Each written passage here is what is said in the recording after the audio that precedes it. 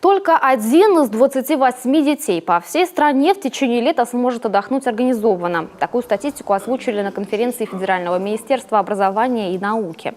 На видеосвязь с ведомством вышли все региональные министерства. Участники подвели итоги очередной летней смены.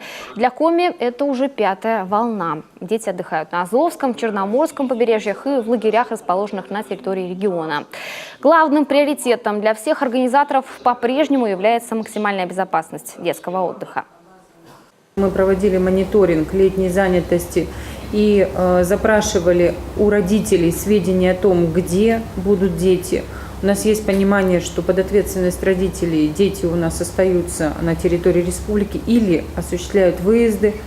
К сожалению, мы имеем факты, которые просто являются вопиющими по отношению именно к отсутствию внимания детям и в том числе в результате возникшим чрезвычайным ситуациям, в том числе наличию смертей на территории региона, детских смертей. Практически все дети у нас с 2005 года так сложилось.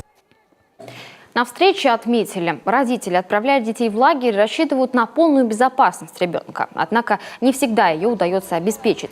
Например, сегодня в Коми под круглосуточной охраной только лагерь «Чайка». И то потому, что там большой процент отдыхающих – это дети из неблагополучных семей или оставшиеся без родителей. Также наблюдаются и проблемы с питанием. Здесь фиксируют нарушения в половине попавших под проверку учреждений.